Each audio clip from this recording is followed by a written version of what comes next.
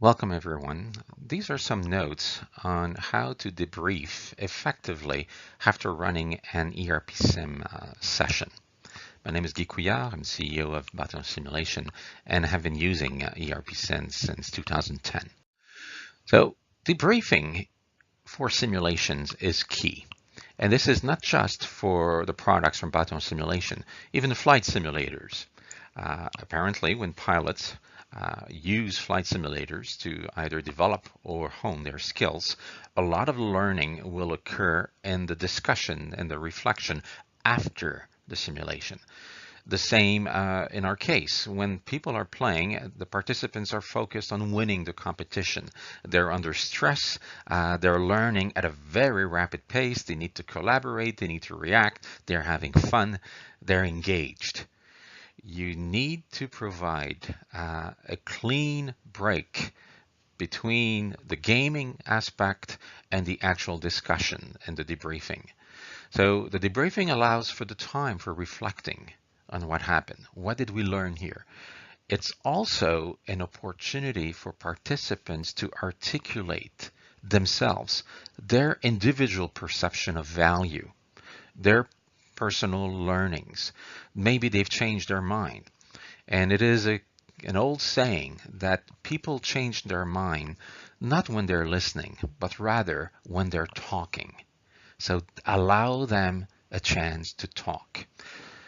Typically, a structured group debriefing, like the one we present here, will lead to questions about where and how to leverage SAP in the organization in the most effective manner. You will also very quickly identify who are in that group the decision leaders, the influencers, the opinion leaders. It will become quite apparent who are the key people here. And it is an opportunity to move on to next steps. If you are using ERPsim from a sales acceleration perspective, you might identify the opportunities for more focused demos of specific features of SAP that are not covered by the simulation, or the opportunity to engage with other stakeholder groups in the organization. If you are using ERPsim for education or adoption, oftentimes this will be a conversation about what are the next steps on the learning journey, or possibly discussing potential change or adoption requirements based on what surfaced during the simulation. So how you go about debriefing? First, you clearly separate the game playing from the debriefing. So at the end of the last round, you will present the final results. You will present the winning teams. I personally like to have two winning teams. One team that will have won all of the rounds, the cumulative, but also I like to have the team that won the last round as a second winning team. This provides an opportunity at the end of the game for everyone to win. And people, if they fell behind on round one, well, in round three, they have an opportunity here where it's a level playing field. So in order to establish the break, at the end of the simulation, people will be tired. This is engaging, and that's sometimes even exhausting. So ask them individually in their team to answer the three questions on the next slide. Okay. Then give them 5 minutes to do this, a quiet time. Then have each team appoint a spokesperson and we'll write down the key responses from the team on a piece of paper, or even better, a flip chart. This should take 10 to 15 minutes. Then as a facilitator, have each team present their collected responses one question at a time. For example, you want to have Team A present their answers to question 1, and then you move to Team B and ask them to present their answers to question 1. This avoids one team, monopolizing the conversation at the beginning and makes for a more lively interaction.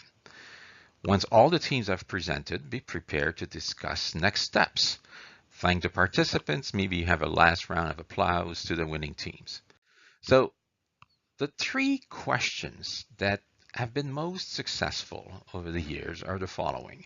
The first one is, what were your individual key learning moments as a participant? And ask them key learning moments, not about selling water or muesli, but rather about their usage of SAP, the collaboration of,